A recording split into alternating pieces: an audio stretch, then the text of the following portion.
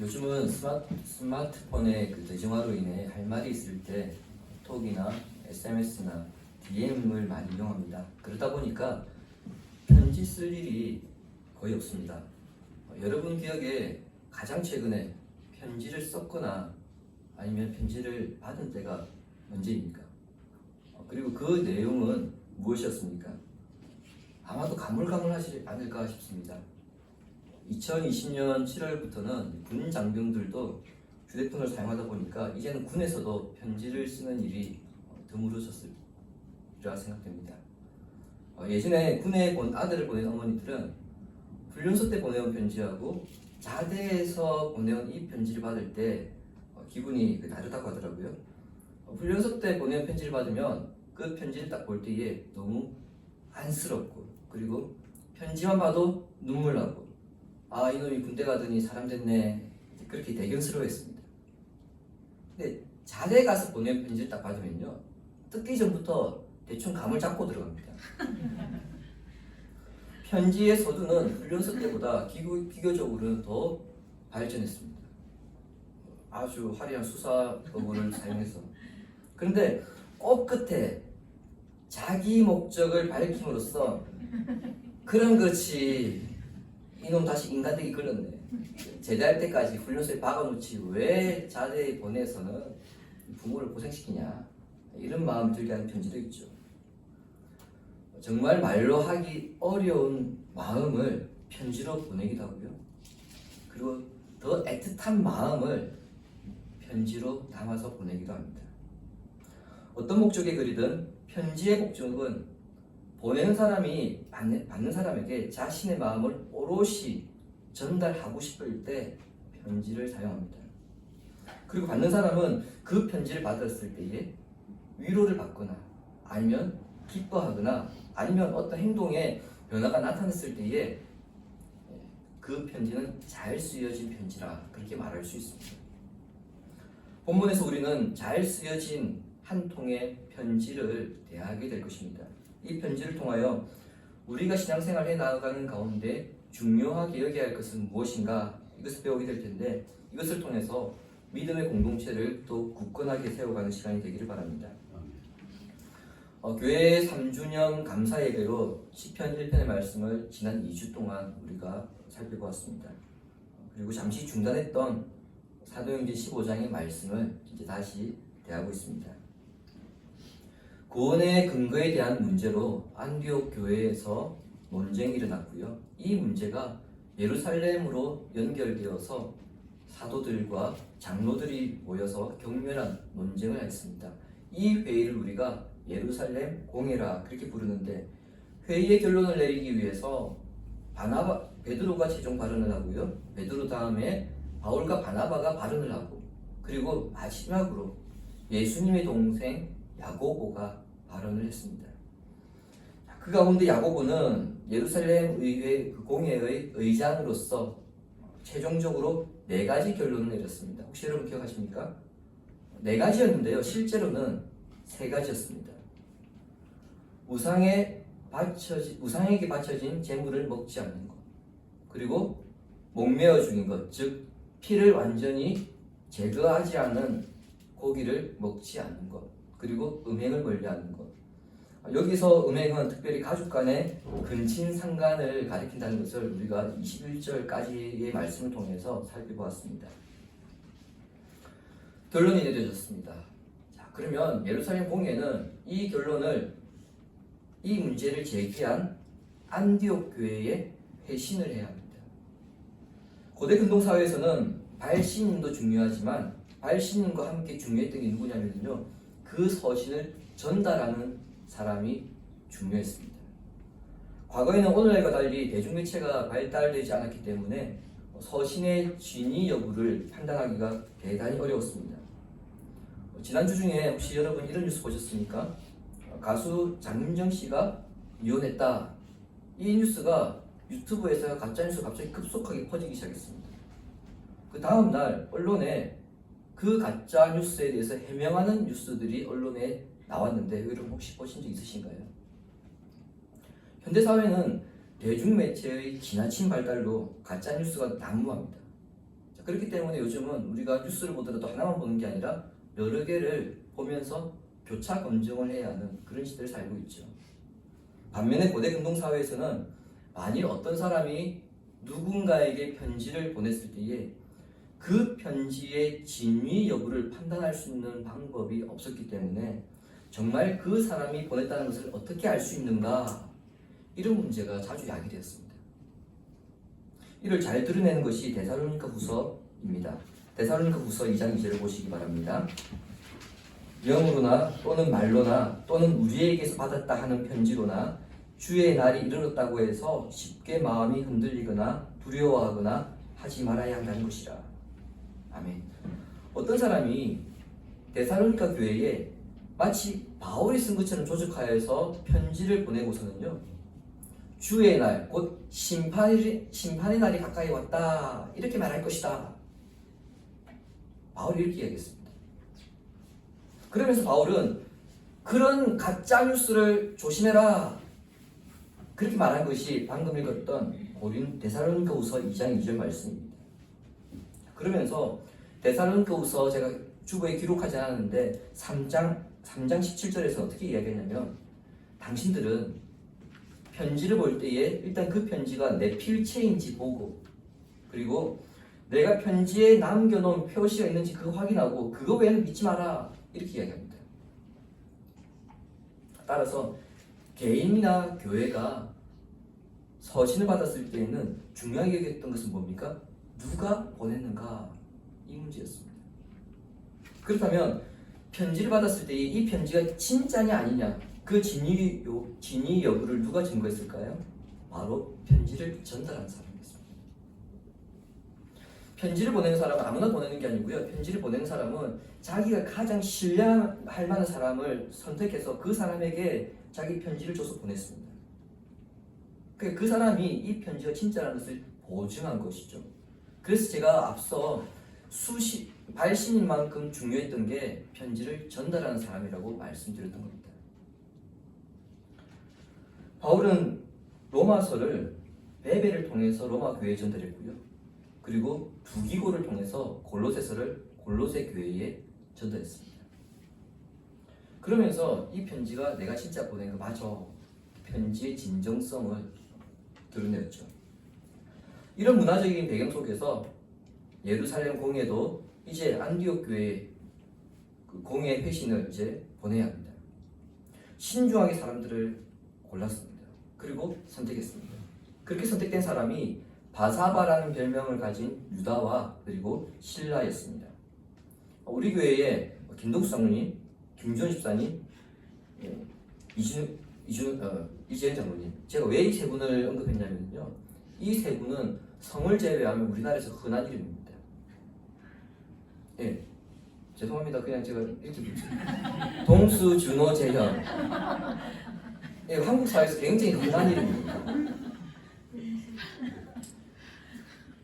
근데 유다가 여러분, 유다가 그 유대 사회에서는 굉장히 흔한 이름이거든요. 그래서 유다라 그러면 어느 유다인지 모르니까 바사바라고 하는 유다라, 이렇게 기록한 겁니다. 이 두 사람은 사도도 그리고 장로도 아니었지만 32절에 의하면요, 이 사람들은 선지자였음을 알 수 있습니다. 단순히 서신서만 전달한 것이 아니고요, 그 서신에 대해서 말씀에 근거하여 안디옥 교회에 설명을 할 수 있는 그런 사람을 선택해서 보냈던 겁니다. 안디옥 교회가 공회의 결정을 받고, 그래서 어떻게 하라고, 이게 뭔데? 이렇게 했을 때에 이러면 안 되잖아요. 우리가 이러한 근거를 내리기까지, 이런 결정을 내리기까지 이런 근거가 있었다, 이걸 충분히 설명해야 되니까 그러한 지식적인 배경을 가진 사람을 보냈다는 겁니다. 유다와 실라를 통해 안디옥으로 보낸 서신의 내용이 23절에서 29절까지입니다. 23절에는요, 이 서신에 발신자와 수신자가 기록되어 있습니다. 발신자가 누구입니까? 사도들과 장로들입니다. 자, 그렇다면 수신자는요, 안디옥과 수리아와 길리기아에 있는 이방인들입니다. 수리아와 길리기아는 로마 행정구역의 단위거든요. 우리나라로 치면 도에 해당되는 구역입니다. 그리고 안디옥은 수리아의 수도입니다. 수신자와 발신자를 밝힌 다음에 이제 이 서신을 보낸 목적에 대해서 밝히는데 이 서신의 내용에서 우리는 두 가지를 주목해야 합니다. 먼저 수신자와 발신자를 모두 형제로 부르고 있다는 점입니다. 우리가 예루살렘 공의의 이 논쟁에만 지금 초점을 맞추고 있다 보니까 놓치고 있는 것이 하나 있습니다.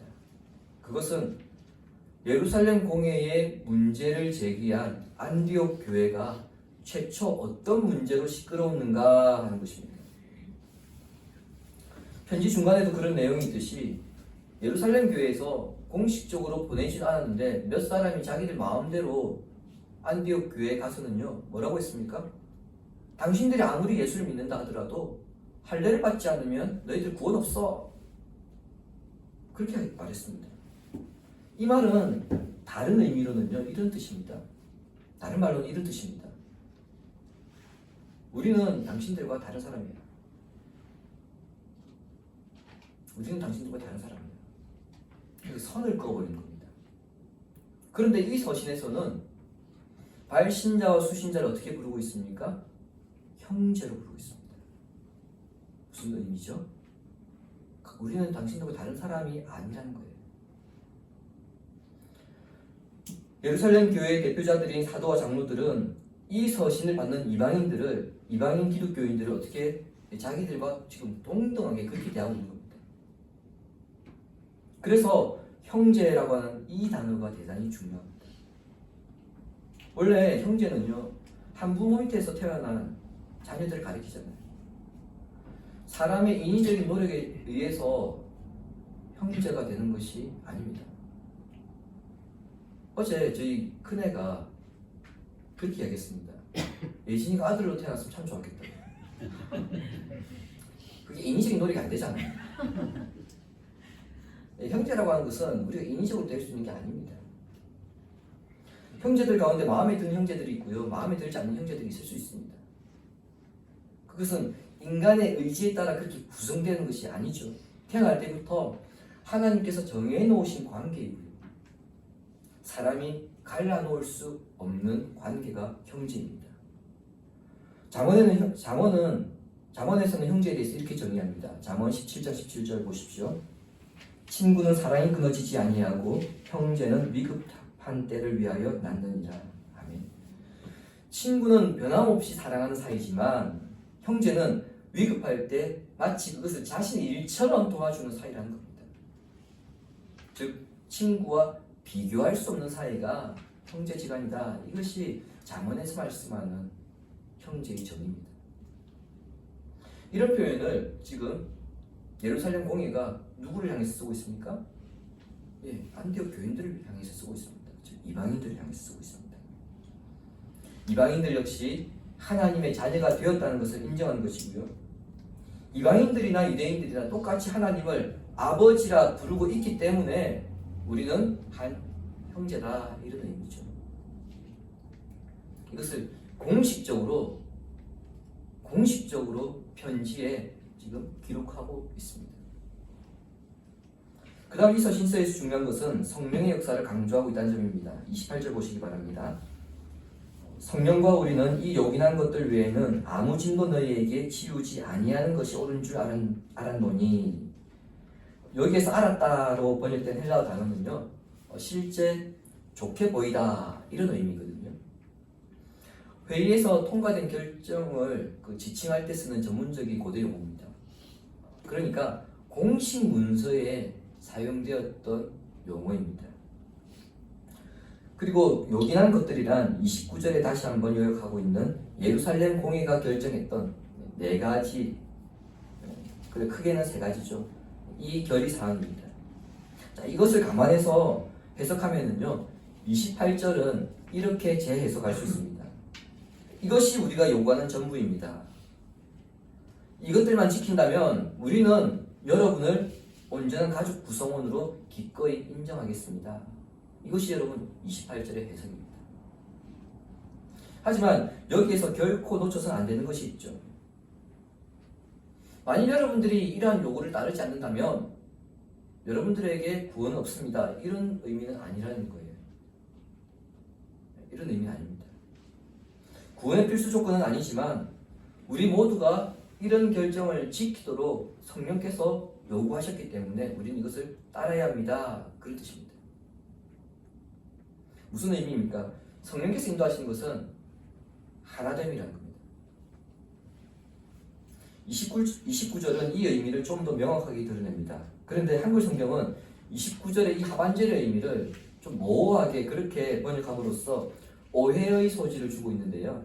헬라어 성경에서 직접 번역을 하면 오히려 그 뜻을 더 명확하게 알 수 있습니다. 스스로를 이런 것들로부터 지키면 당신들은 잘 지낼 것입니다. 다시 말씀드릴게요. 스스로를 이런 것들로부터 지키면 여러분들은 잘 지낼 것입니다. 이방인 신자들이 예루살렘 공예의 결정을 잘 지킨다면 주변 유대인 신자들과 원만한 관계를 이룰 수 있다, 이런 의미입니다. 잘 될 것이다. 우리 한글 성경이 이렇게 지금 번역을 해놓으니까 더욱 완전한 구원을 이룬다든지 또는 구원이나 물질 등 시편에서 우리가 살펴봤던 그런 축복의 개념으로서 잘 될 것이다, 이런 생각을 할 수 있습니다. 그러나 이 논쟁 자체가 애당초 유대인들과 이방인들 사이에서 비롯된 것이기 때문에 예루살렘 공예의 관심은 유대인들과 이방인들이 어떻게 하면 화합할 수 있느냐, 여기에 있었습니다. 그러므로 유대인 신자들과 이방인 신자들이 잘 지내기 위해서는 어떻게 하면 좋겠는가, 거기에 대한 답변을 지금 서신으로 회신한 겁니다. 자, 그렇다면 여러분, 이런 질문 드리겠습니다. 여러분 한번 잘 들어보시고 고민해 보시고 생각해 보시기 바랍니다. 예루살렘 공예의 결정이 모든 시대의 모든 민족에게도 해당될까요? 현재 한국교회의 성도들과 그리고 다음 세대의 성도들에게도 이 결정은 유효하며 반드시 지켜야 하는 것일까요? 답은 아주 간단합니다. 절대 그렇지 않다입니다. 이 편지에 담겨진 것은 이방인 신자들이 유대인 신자들과 접촉하며 살아가는 그 상황에서 원만한 교제를 이루기 위해 제시했던 답안입니다. 그러니까 잠정적으로 취해진 조치인 거죠. 따라서 이방인 신자들만 모여있는 공동체에서는 이 결정이 통용될까요? 예, 통용되지 않습니다. 만일 이 결정을 이방인들만 모여있는 그 상황에서 그대로 지켜야 한다면 오늘 우리도 동일하게 지켜야 합니다. 여러분, 레스토랑 가서 스테이크를 드실 때 여러분 뭘로 드십니까? 혹시 여기 레어로 드시는 분 계십니까? 대부분 미디엄을 많이 드시죠. 육즙을 즐겨야 돼. 그런데 이 결정에 의하면 뭐만 먹어야 되죠? 네, 웰던 먹어야 됩니다. 바짝 익혀서. 저는 바짝 익힌 거 좋아합니다. 그래서 웰던을 먹습니다. 근데 바울은요, 우상을 바쳤던 음식을 먹는 문제에 대해서 자신의 견해를 이렇게 피력했습니다. 고린도전서 8장 13절 보십시오. 같이 읽을까요? 그러므로 만일 음식이 내 형제를 실족하게 한다면 나는 영원히 고기를 먹지 아니하여 내 형제를 실족하게 하리라. 아멘. 고린도전서 8장은 우상에게 바쳐진 재물을 먹는 문제에 대한 가르침을 기록하고 있습니다. 바울은 조금 전 읽은 말씀처럼 우상에게 바쳐진 그 음식, 재물을 먹는 것 자체가 중요한 것이 아니라 그 음식을 먹음으로써 마음 상한 사람이 있는가, 그것을 중요하게 여겨라, 그렇게 성도들에게 권면하고 있습니다. 자, 이런 점에서 바울은 예루살렘 공예의 결정을 거스르는 것이 아니고요, 그 본질적인 의미를 더 분명하게 파악하고 있는 것임을 알 수 있습니다. 예루살렘 공예의 결정에 대해서 어떤 분들은 무슨 소리냐, 문자적으로 그대로 지켜야지, 그렇게 생각하는 분들이 있고요, 조금 전 제가 말씀드린 것처럼 그 본질적인 의미를 알고 지키는 것이 중요하다, 이렇게 생각하는 분들도 있습니다. 그래서 이 문제 때문에 교회 역사에 보면 오랜 시간 동안 교회들끼리 싸우고 성도들끼리 많이 싸웠습니다. 그래서 심지어 교회가 분리되는 그런 일도 있었죠. 정답은요, 양측 모두 맞고 모두 틀렸습니다. 어느 것을 주장하든 그것이 구원과 직결되는 문제가 아니고 단지 신자의 생활 양식에 불과한다면, 그게 지나치지 않는다면 무조건 옳다고 주장할 필요가 없다는 겁니다. 예를 들어서 성도들 가운데 선짓국이나 스테이크를 미디엄이나 레어로 드신 분들이 있고요, 안 드신 분들이 있습니다. 어떤 분들은 선짓국은 안 먹는데 스테이크를 미디엄으로 드신 분들이 있죠. 또 반대인 분도 있습니다.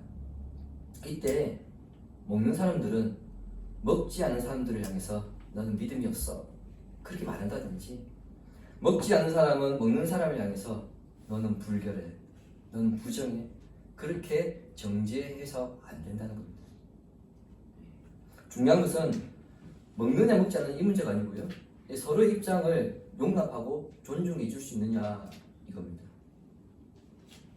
그래서 만일 이런 음식들을 먹지 않는 성도들이 모이는 교회에 이런 것들을 좋아하는 성도들이 그 교회에 다니게 된다면 그 성도들의 입장을 존중하여서 먹지 않는 것이 바로 그 공동체를 배려하는 것이고 자기와 함께 신앙생활하는 성도들을 사랑하는 것입니다. 반대로 이런 음식을 좋아하는 성도들이 모여있는 교회에 이런 것들을 좋아하지 않는 성도가 다니게 되었다면 비록 자신은 나는 때려주기도 못 먹는다 그렇게 한다 할지라도 그것을 먹는 성도들을 비난하거나 정죄해서는 안 된다는 겁니다. 도저히 나는 못 견디겠어. 그럼 조용히 옮기면 됩니다. 간단한 문제입니다. 나는 무조건 못 먹으니까 너희도 먹으면 안 돼. 그런 식으로 교회에 붙어 있으면요, 그것은 본인이 교회에 오히려 방해가 되는 것입니다. 저는 개고기를 먹지 않습니다만 제가 부산에서 사회가 할 때에 노예를 하면 그 노예 개최하는 교회에서 식사를 대접하거든요. 노예가 이제 보통 이제 월요일 오후부터 해서 그 다음날 점심 때까지 하기 때문에 식사를 대접합니다. 부산 경남 쪽에는 노예 때 거의 개고기가 수육으로 탕으로 많이 나옵니다. 그럼 저는 항상 인근 식당에서 식사를 하거든요. 그 모습을 보는 선배 목사님들이 항상 이렇게 이야기합니다. 어떻게 이걸 안 먹을 수 있냐, 이 좋은 거를. 이거 못 먹으면 목회를 잘할 수가 없어. 그래서 제가 지금 이렇게 개척교육을 드리겠습니다. 근데 의외로 많은 목회자들이 이런 함정에 빠져 있습니다. 그런데 뒤집어 보면요, 보신탕 집에서도 삼계탕을 파는데 그렇다면 왜 교회에서는 다양성을 인정하지 못하는가, 이런 생각을 해보지 않을 수 없습니다.